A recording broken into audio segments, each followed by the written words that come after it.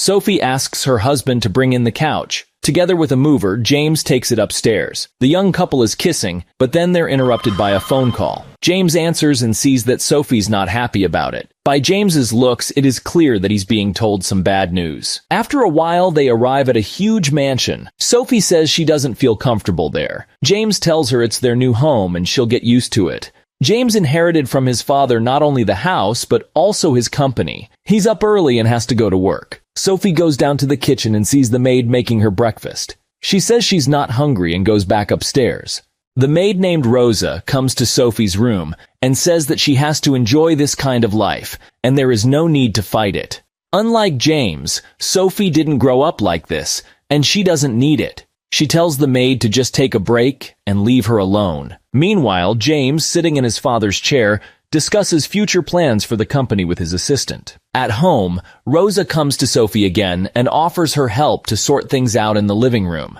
Sophie feels uneasy with such treatment, and she asks who Rosa wanted to become as a child. Was it a housekeeper? With tears in her eyes, Rosa answers that she is very thankful to have such a job. In the evening, James comes home and asks where all the maids are. Sophie says that she fired them. James is shocked by the news. The girl replies that they were only an unnecessary burden. Besides, Rosa hasn't seen her family in Guatemala for 14 years. Sophie says she just sent them off to find their dreams and gave them 2 years' pay. James says this mansion is too big for the two of them to manage. Sophie reassures him, saying that this house is now only for themselves, and they make love. The next morning, the company meeting is interrupted by a phone call. James's assistant says that it sounds urgent. James picks up the phone and Sophie tells him she's losing her mind and needs his help with the lawn.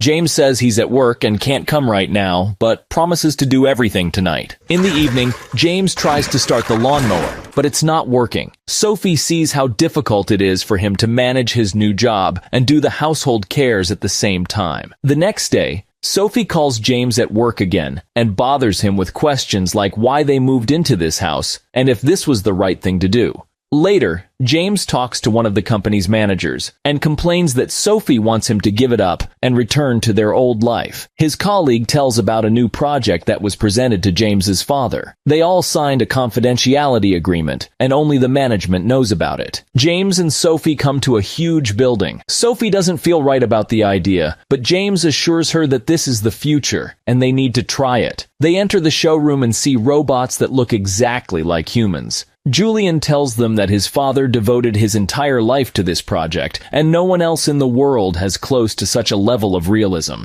He suggests choosing a female robot to work as a housekeeper, but Sophie is embarrassed about it. She says all of them look perfect, and she kind of wants to be the prettiest girl in the house. James says it's just a thing, not a human being. Then Sophie suggests getting a male android. Julian shows them the robot named Henry. He orders him to kneel down and lick the bottom of James's shoe to show the subhuman submissiveness of the machine. Sophie is discouraged by it. At home, a docking station for Henry is being set up in a separate room. Julian says he will be their personal advisor, and they can call him any time in case of a problem. The next morning, Sophie enters the kitchen and sees Henry making breakfast for James. He asks what she would prefer, but Sophie refuses. She tells James that she sees him as a human and feels weird giving him orders, so she'd rather make her own breakfasts. James suggests her to think of him as a washing machine and just let Henry do his job. Sophie says he's hard to distinguish from a human. When Sophie goes downstairs to the kitchen, she finds a breakfast and a note from Henry that says, "I know you don't like your breakfast made for you, but I made coffee for James and didn't want the leftover to go to waste. The banana was not made, it was delivered as is." She finds this simplicity cute and accepts the breakfast.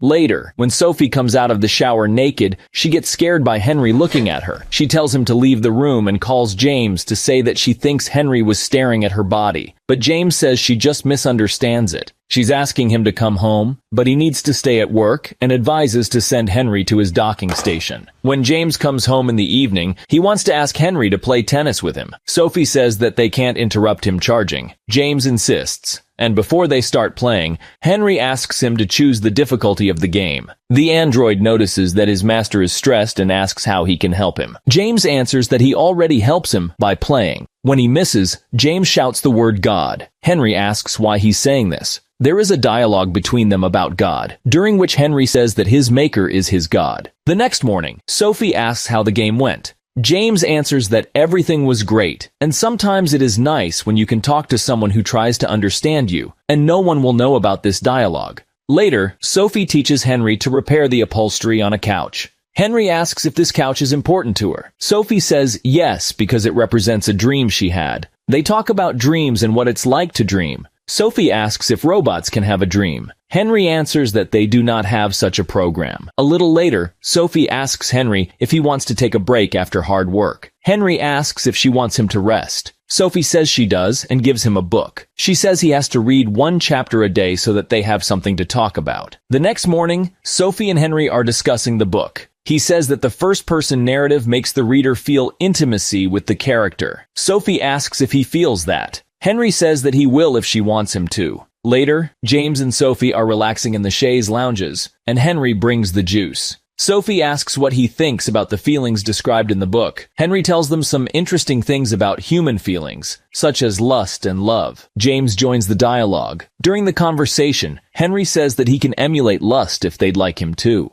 At night, Sophie hears a strange knock. She goes out of the room and calls Henry, but he doesn't answer. Then she sees an open door that makes the knocks. When Sophie goes outside, she finds Henry lying on the lawn naked. She calls him by his name and he wakes up. Henry asks where he is and how he got there. In return, Sophie asks if he was dreaming. The android says he dreamt he was human. Sophie takes his hand and leads him into the house. Also waked by the noise, James comes out and helps Henry to get to his docking station. The next morning, Julian says it was just a glitch. Also, he states that the android is trying to please his keepers and emulate the emotions they want him to have. To prevent this, they just need to treat him like a machine. In the evening, James sets up a romantic atmosphere with candles, but Sophie says she's not in the mood for it. The next evening, Henry tells Sophie that he began to feel happiness, love, and many other emotions. Sophie asks why he has developed these feelings. Henry says that he's programmed to please his owners. Sophie lies on the massage table, and Henry gives her a massage. Then, he starts to kiss her back. Sophie rolls over, and they kiss. Then, she hears James's voice saying her name. Sophie opens her eyes and realizes that this was a dream. James asks what she was dreaming about. She says she can't remember. Then James says that he regrets moving to this house, as they began to drift apart. Sophie says it helps her get out of the bubble. It is very important, like facing yourself, not being afraid to be vulnerable. And being vulnerable is the birthplace of love. James is surprised and asks where she heard that. Sophie says Henry taught her. James gets jealous of his wife with Henry. When James went to work, Sophie half opens the door to her room, lies down on the bed in nice underwear, and starts to moan, hoping that Henry will come in.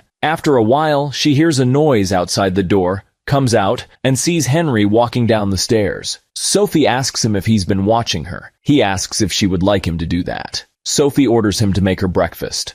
Later, she and Henry sit by the pool, and Sophie asks why he smiles. Henry says it is because he's seeing her happy. At Julian's office, James says he thinks Henry is falling in love with his wife. I think he's fallen for my wife. Julian states it's simply not possible. Henry is just a robot and can only imitate a human. James says that he's destroying his marriage. He wants Henry replaced or fixed. Julian says Henry is merely reflecting the desires of his keepers. Sophie wants to see him like this. He says James should talk to his wife first. James asks Henry if he's falling for Sophie. Henry, do you have a thing for Sophie? The android says Sophie wants attention. This is his work, but he has to please both keepers equally. James orders him to stop flirting with his wife, but Henry needs a unified directive from both of his owners. Also, James orders Henry to stop reading and discussing books with Sophie, and then sends him to the dock. The next morning, Henry tells Sophie that James wants him to stop reading, and he needs to hear that from both of his keepers. After that, Sophie has a quarrel with James, packs up, and leaves. In the evening, James calls Henry to shave him. Turning around, he sees that Henry has come completely naked. The android starts shaving him, and then they have an intimate moment. Sophie comes home. Henry's giving her a massage and asks her to roll over. Then suddenly, he starts kissing Sophie. She opens her eyes and sees him whisper, "I love you," just like James does. She's frightened and asks why he did it. He says it's because she wants him to. Then Sophie orders Henry to leave. When James comes home, he sees Sophie smoking, totally upset. He asks what happened. Sophie says Henry kissed her. James yells at her, saying that she provoked all this. After this, he comes to Henry's room and hits him in the face, and then smashes his docking station. The next morning, Sophie asks James to stay until Julian arrives. But James can't give up his job. Sophie puts things together in her room and gets scared when she sees Henry. All disturbed, he asks if they want to get rid of him and wants to know what's wrong with him. Sophie says James is very upset with him kissing her. Henry can't understand it and says that he dreams of becoming a human with all unpredictable flaws and complex feelings. He tells Sophie to talk to James because he thinks he's a hypocrite. She's going to James's office when Julian arrives. Sophie asks him to stay with Henry. Julian orders Henry to go to the docking station, but he refuses. Sophie's talking to James at the office. They're having serious issues. They both want their old feelings back. When they get home, they see naked Henry walking around the yard. They ask where Julian is, and Henry answers that he has left. Sophie says his car's here. Henry replies that he just walked away. He tells them Julian wasn't his maker and he is a liar. Then Henry asks to leave him there with his thoughts. Meanwhile, Julian's office is being searched by the police. The officer tells the androids they're not who they think they are. They are humans. James and Sophie get there and find out that all robots are just mind-slaved people. He's a person. He's a f***ing person. Together with the cops, they come to their house and search the surrounding area.